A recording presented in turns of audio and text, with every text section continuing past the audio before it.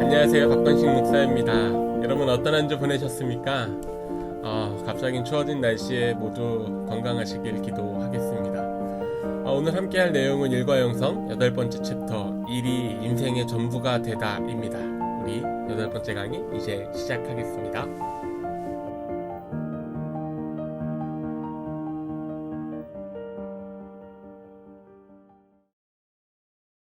지난 시간 우리는 탐욕의 수단으로 변질된 일, 그러니까 하나님 없이 평안하고자 하는 욕망의 수단이 된 일의 의미에 대해서 함께 읽어보았습니다.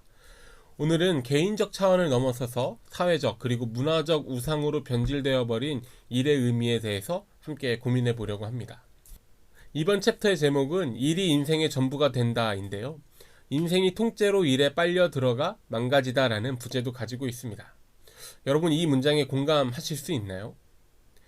일이 어떻게 내 인생의 전부가 되고 내 인생이 통째로 빨려 들어간다고 표현했을까요? 이 문장의 의미는 노동을 위해 존재하고 내 인생을 들여 노동만 한다라는 의미보다는 일에서 내 존재의 가치를 찾고 일이 주는 이익들에게서 내 가치를 찾는 오늘날의 변질된 일의 모습과 그를 따르는 존재에 대한 표현일지도 모르겠다라는 생각을 했습니다. 팀켈러 목사님은 이 변질을 아이돌, 우상과 연결시켜서 이야기합니다. 먼저 우상, 아이돌에 대해서 이야기를 조금 해보면요. 아이돌이라는 이야기를 들었을 때 우리는 가장 먼저 10대 가수들을 떠올리곤 하죠. 아이돌이라는 단어를 이런 의미로 쓰는 게 문제가 될 건 없겠지만 성경이 가리키는 신앙의 핵심을 이루는 강력한 단어로 우리가 다시 고민해 볼 필요가 있습니다. 10계명의 첫 시작, 어떻게 보면 기독교 신앙의 가장 첫 시작이 되는 구절일 수 있는 이 지침을 기억하고 계시죠? 너는 나 외에는 다른 신들을 내게 두지 말라. 출애굽기에 이어지는 구절은 다른 신들을 섬긴다라는 것이 무엇인지에 대해서 다시 설명하는데요. 너를 위하여 새긴 우상을 만들지 말고 또 위로 하늘에 있는 것이나 아래로 땅에 있는 것이나 땅 아래 물속에 있는 것의 어떤 형상도 만들지 말며 그것들에게 절하지 말며 그것들을 섬기지 말라고 이야기합니다.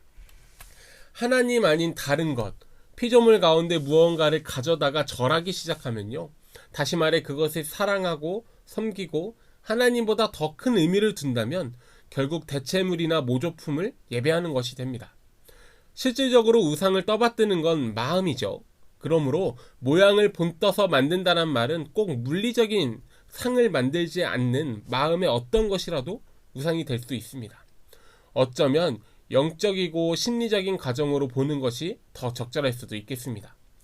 하나님만이 주실 수 있는 지배권, 하나님만이 주실 수 있는 안전, 하나님만이 주실 수 있는 의미와 만족 그리고 평안, 어쩌면 아름다움 같은 것들까지도 다른 것이 제공해 줄 것이라 기대하고 신앙하는 태도, 그것이 좋은 것일 수는 있겠으나 그 좋은 것을 궁극적이고 영원한 대상으로 삼는다는 것, 이것이 우상숭배입니다. 우상숭배와 관련해서 팀켈러 목사님의 다른 책인 내가 만든 신이란 책을 추천해드리고 싶은데요. 내가 만든 신으로 5가지인 평생소원, 사랑, 돈, 성취, 권력을 이야기합니다. 오늘 우리가 읽은 책 내용과도 많은 부분을 공유하고 있어서 여러분 한 번쯤 읽어보시면 좋을 것 같습니다. 우상숭배에 관한 루터는 조금 더 명확하게 이야기하는데요.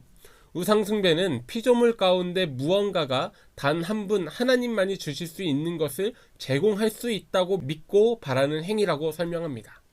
따라서 꼭 종교적인 제의가 없다 하더라도 또는 신이 없다라고 이야기하는 사람일지라도 저마다의 삶을 뒷받침해 준다고 믿는 어떤 사상이나 생각 그리고 이데올로기 또는 능력 같은 것들을 신으로 모시고 숭배할 수 있는 것이죠. 더불어서 루터는 10계명의 첫 번째 계명만 잘 지켜도 나머지 계명들을 어길 일이 없다라고 설명합니다. 가령 직장에서도 올바르지 않은 일들은 어김없이 마음속 깊은 데 자리 잡은 다른 확신에서 비롯되기 때문입니다. 여기서 확신이라는 것이 하나님의 사랑보다 더 결정적으로 삶의 행복과 의미를 준다고 믿기 있기 때문에 옳지 못한 것이라 여겨도 행동할 수 있다는 것이죠. 거짓말, 살인, 거짓 증거 이런 것들인 말입니다. 그러므로 그 확신이 곧 우상이 됩니다. 우상을 발판으로 소망을 가지면 늘 유혹의 속삭임을 듣게 됩니다. 이것만 손에 넣으면, 이때만 지나가면 자리 잡을 수 있을 거야. 또는 성공이 눈앞에 있으니 이 정도 일은 해도 괜찮아. 그때에는 정말 값진 인생이란 생각이 들겠지. 이런 우상은 개인의 신념을 넘어 문화적이고, 그리고 책에서는 집합적이라 표현하였지만 저는 사회적이라 표현하고 싶습니다. 사회적으로 존재하기도 합니다. 개인적인 우상들은 노동을 비롯한 인간의 행동을 광범위하게 빚어냅니다. 위안과 쾌락의 우상은 충실하고 더 생산적인 직장 생활을 꾸려나가기에 부족함이 없을 만큼 열심히 일하는 걸 불가능하게 만들어버립니다. 반면에 인정과 더 큰 영향력을 추구하는 우상은 업무에 지나치게 매달리거나 무자비하고 균형을 잃는 방식으로 일하게 만듭니다. 지배의 우상에 사로잡히면 걱정이 많아지고 신뢰가 부족해지며 사소한 것까지 시시콜콜 간섭하는 태도를 갖게 되죠. 이렇듯 개인적인 우상들은 쉽게 찾아나고 쉽게 나타나기 마련입니다. 반면 앞서서 말씀드린 집합적, 사회적, 문화적 우상은 쉽게 찾기가 힘듭니다. 그 사회와 문화가 무엇을 이루며 살아가길 원하는가, 또 인생에서 무엇을 얻고 또 무엇을 소모하며 어디를 바라보기를 종용하는가를 보면 그 사회와 문화의 우상을 볼 수 있습니다. 다른 말로 조금 정리해보면 좋은 것으로 궁극적이고 영원한 대상을 삼는 게 우상이라는 점을 생각해 볼 때 사회 문화적 우상이란 훌륭한 문화 특성을 지나치게 강조하고 절대화하는 것이라 할 수 있겠습니다. 전통과 현대, 그리고 포스트 모던이라 부르는 오늘날의 모습을 나누어서 우상의 모습과 그 속에서 일의 의미가 어떻게 변질되었는지를 지금부터 함께 나누어 보려고 합니다. 가장 먼저 전통사회입니다. 과거 전통사회에는 주로 전승과 종교를 통해 체득하는 윤리적 절대 기준이 존재했습니다. 종교 지도자나 마을의 어른, 그리고 부모님 또는 왕을 비롯한 통치자처럼 권위를 가진 인물들의 입을 거쳐서 다음 세대로 전수되는 절대적인 기준이 존재했던 것이죠. 그 기준 아래에서 사회적 역할과 의무를 받아들이고 성실하게 완수해야만 의미 있는 삶을 살 수 있다라고 가르쳤습니다. 그러다 보니 자연스럽게 가족과 인종 또는 국가라는 개념이 가장 중요한 개념이 되었습니다. 정통문화는 사회적인 안정과 공익을 우상으로 삼습니다. 앞에서 보았던 것처럼 개인의 권익은 뒷전으로 여겼습니다. 예를 들면 가문의 이름을 더럽혔다라는 이유로 가정 내에서 명예살인이 일어나는 것, 또 군국주의나 제국을 위해 목숨을 버렸던 가미가제와 같은 일들을 단편적으로 볼 수 있겠습니다. 사회적인 안정, 모두의 이익이라 볼 수 있는 공익을 우상으로 여기다 보니 일은 그저 집단을 위한 수단의 의미로만 변질되어 버렸습니다. 반면 현대문화는 조금 반대로 이어집니다. 개인의 자유를 절대화하는 사고가 퍼지게 되었기 때문입니다. 현대사회는 더 이상 세상을 모두가 반드시 따라야 할 진리가 결합된 도덕적 표준이 존재하는 공간으로 보지 않았습니다. 조금 쉽게 말씀드리면 자신만의 라이프 스타일을 사는 것, 그것이 인생의 목적이고 가장 옳은 길이라고 이야기합니다. 그러다 보니 단순히 누군가가 만족스러운 인생을 살지 못하게 가로막는 행위가 아니고서야 비도덕적으로 보일 수 있는 일은 없었습니다. 정통사회가 내세웠던 이상적이고 추상적인 개념들이 실종되어 버렸습니다. 개인이 우주의 중심이며 그 무엇과도 비할 수 없을 만큼 절대적인 존경의 대상이 되어 버린 것입니다. 인간이 스스로 하나님을 대신하게 되어버린 것이죠. 이는 세상에서 무슨 일을 하는가는 어떤 사람인가 하는 자신의 정체성을 부여하게 했습니다.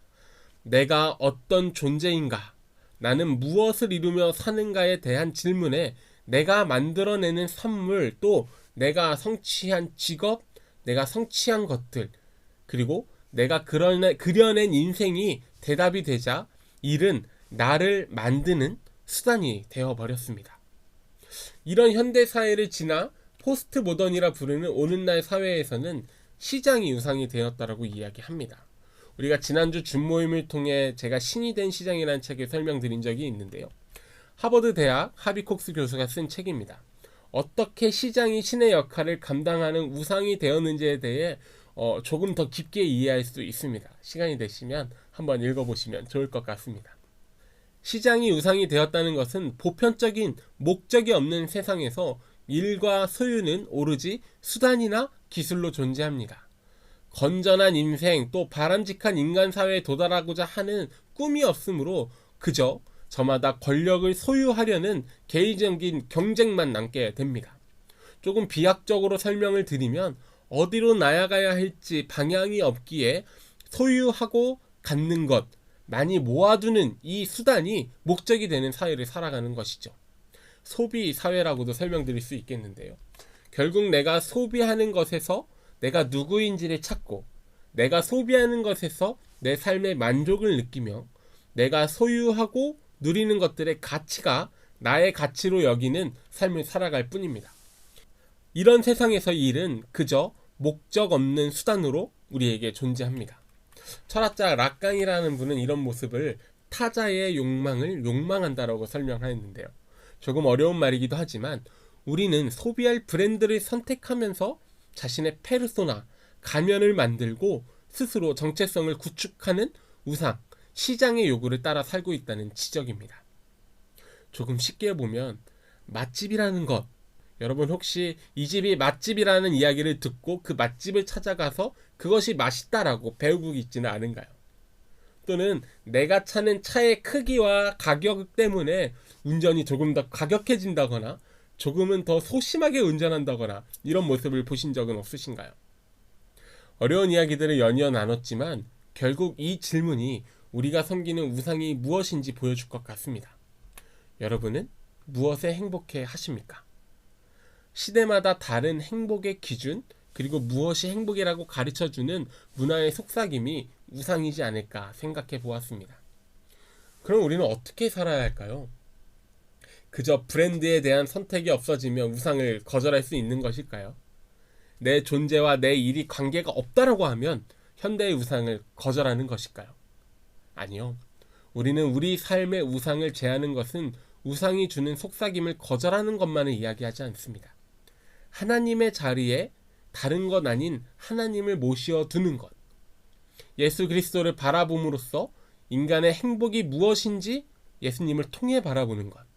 그것만이 우상들이 빚어내는 강력한 유혹으로부터 우리를 건져낼 수 있습니다. 그래야만 우리는 하나님 외에 다른 신을 우리에게 두지 않을 수 있는 힘과 용기가 생기는 것이죠. 그리고 우리는 그것을 복음이라고 이야기합니다.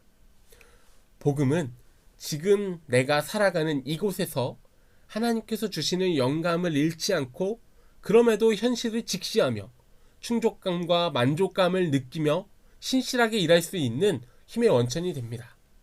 어떻게 그럴 수 있을까요? 복음은 삶이 무엇인지, 삶이 어떠해야 하는지, 무엇이 인간의 삶을 풍요롭게 하는지 세상과 다른 설명과 방법을 제시합니다. 복음은 하나님의 사랑 안에서 하나님과 함께 세상을 돌본다는 일의 참된 의미를 우리에게 제공합니다. 이렇게 복음은 우리가 일을 하는 동기로부터 그 결과물까지 그것으로부터 오는 만족까지 모든 것을 바꾸어 놓습니다. 같은 곳을 여행해도 산을 보러 간 사람과 나무를 보러 간 사람이 다른 것을 보는 것처럼 직업과 직장 그리고 행하는 일이 같을지라도 복음으로 사는 사람은 일의 목적과 결과 그리고 주어지는 만족도까지 모든 것이 다를 수밖에 없습니다. 그렇다면 복음으로 세상을 사는 것은 어떤 것일까요? 물론 복음으로 세상을 산다는 것은 글과 짧은 강의로 다 다룰 수 없겠지만 다음 시간부터 이어지는 시간에는 복음의 관점으로 이를 이해하는 이야기들을 나눠보려고 합니다. 여러분 오늘 강의 어떠셨나요?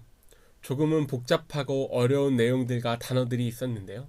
책과 함께 천천히 읽어보시고 또 카톡을 통해 나누어드리는 퀴즈로 함께 정리해보시면 많은 도움이 될 것이라 기대합니다. 강의를 마치면서 오늘도 여러분에게 두 가지 질문을 드립니다. 오늘 여러분에게 있어 어떤 우상이 존재하나요? 또 그 우상은 무엇이 나를 행복하게 해줄 것이라고 속삭이나요? 오늘 나는 무엇을 위해 이토록 열심히 일하고 무엇을 이루고자 힘겹게 살아가시나요? 고민의 끝에서 내 삶에 말씀하시는 하나님을 발견하시길 소망합니다. 평안한 저녁 되시고요. 다음 주 이 시간에 다시 뵙겠습니다. 감사합니다.